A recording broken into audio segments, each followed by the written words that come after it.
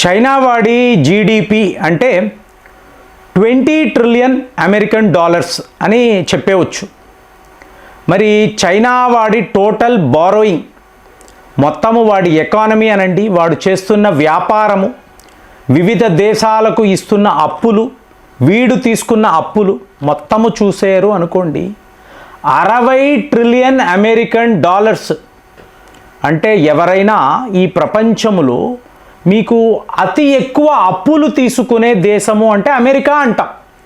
నీ GDP 30 trillion అంటే నీ అప్పులు 40 ట్రిలియన్ అమెరికన్ డాలర్స్ అని మాట్లాడుతున్నాం. కానీ చైనా వాడి ఎకనామిక్ కొలాప్స్ ఇవాళ నిపుణులు అందరూ మాట్లాడుతున్నారు. పోయిన వీడియోలో భారత్ చైనాతో మొదలుపెట్టిన కొత్త యుద్ధము అని కూడా నేను మాట్లాడాను. అంటే టార్గెట్ అంతా కూడా ఇవాళ చైనా. అంటే ఒక కమ్యూనిస్ట్ దేశము కదండి, నిజాలు చెప్పరు. మీరు చైనాలో నివసిస్తున్నారు, మీరు ఒక బ్యాంకుకు వెళ్ళారు, విత్డ్రాల్ స్లిప్ రాశారు, నాకు ఇలా 1,00,000 రూపాయలు కావాలని అడిగితే చైనా బ్యాంకులు ఇవ్వము అని చెప్తారు, మీకు ఇవ్వము, 10 రోజుల తర్వాత రండి అంటారు. ఇది ఇవాళ గవర్నమెంట్ పాలసీగా ఉందండి. అంటే ఆ దేశం యొక్క పరిస్థితులు చూడండి. ఖచ్చితంగా ఫార్మా రంగము అనండి, రేర్ ఎర్త్ మెటల్స్ అనండి, మినరల్స్ అనండి, అలాగే హార్డ్వేర్, వాళ్ళు తయారు చేస్తున్న ఎక్విప్మెంట్, వీటి అన్నిట్లో కూడా మీరు చైనాకు పోటీగా నిలబడలేరు, కరెక్టే.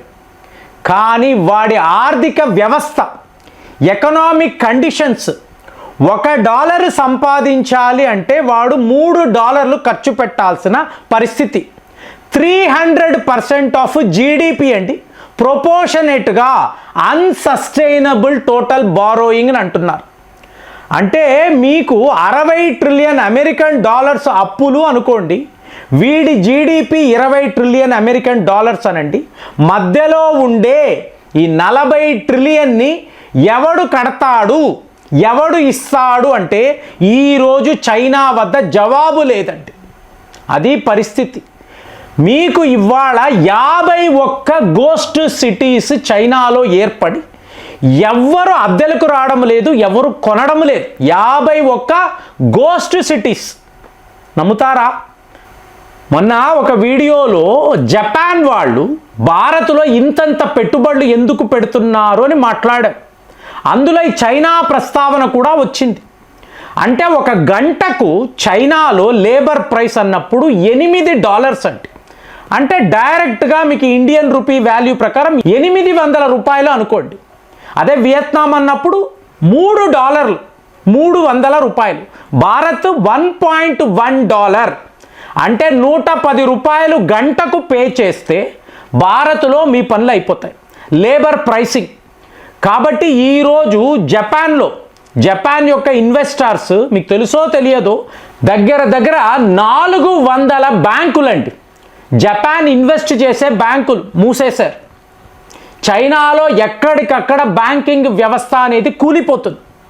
అందుకే జపాన్ ఇన్వెస్టర్స్ పూర్తిగా భారత్ వైపు వచ్చేసారండి. చైనాలో ఈ బ్యాంకింగ్ వ్యవస్థ, ఇన్వెస్ట్మెంట్స్, ఫ్యాక్టరీలు, యూనిట్స్ మూసేయడము, నేరుగా భారత్లో తీసుకువచ్చి ఈ ఇన్వెస్ట్మెంట్ అనేది చేయడం.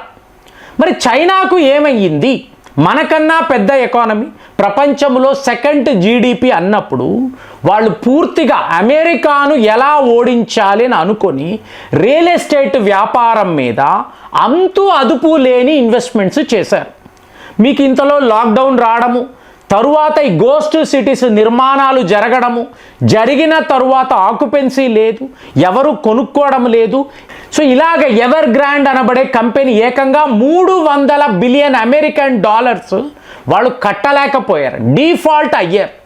సో ఇలాంటి సంస్థలు చైనాలో కుప్పలు తెప్పలుగా ఉండడంతో ఈరోజు ఎటువంటి రియల్ ఎస్టేట్ డిమాండ్ చైనాలో లేదండి. ఈ టైంలో మీకు లేబర్ ప్రైసింగ్ పెరగడం, అలాగే మీకు ఇలా ఎకనామిక్ క్రైసిస్ రావడము, చైనా ప్రోడక్ట్స్కి డిమాండ్ అనేది తగ్గిపోవడము, వాడిని ఎవ్వరూ నమ్మలేకపోవడం. చైనా అంటేనే నమ్మకూడదు. మొన్న మాట్లాడే బ్లాక్ రాక్ అనబడే సంస్థ 1.2 ట్రిలియన్, బిలియన్ కాదు ఫ్రెండ్స్, ట్రిలియన్ అమెరికన్ డాలర్స్ను అమెరికా ట్రెజరీ డిపార్ట్మెంట్ నుంచి విత్డ్రా చేశారు. బాండ్స్ కొంటారు కదండి, ఆ బాండ్స్ నుంచి విత్డ్రాల్ చేసుకున్నారు. మరి ఇంత మొత్తం అంటే 1,20,000 కోట్ల రూపాయలు విత్డ్రా చేశారు అనుకోండి.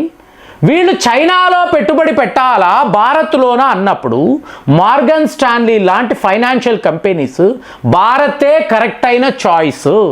చైనా యొక్క అసలు సిసలైన స్వరూపం, వాడి ఎకనామిక్ కండిషన్స్ ఏమిటో వివరంగా చెప్పి ఈ యావత్ డబ్బుని తీసుకొచ్చి ఇండియాలో ఇన్వెస్ట్ చేశారు. ఇప్పుడే అర్థమవుతుంది. ఇప్పుడు చూడండి, ఒక ఇంటర్నేషనల్ ఎకనామిక్ ఫోరం అన్నప్పుడు వ్లాదిమిర్ పుతిన్ గారు పదే పదే భారత్ను ప్రశంసించడం, మోదీ యొక్క మేక్ ఇన్ ఇండియా బాగుంది, ఈ సెల్ఫ్ రిలయంట్ ఇండియా ప్రాజెక్ట్ వల్ల వాళ్ళు మంచి మంచి కార్లు తయారు చేసుకుంటున్నారు, బైకులు ఈవీ బైకులు అక్కడే తయారవుతున్నాయి, బాగుంది కదా.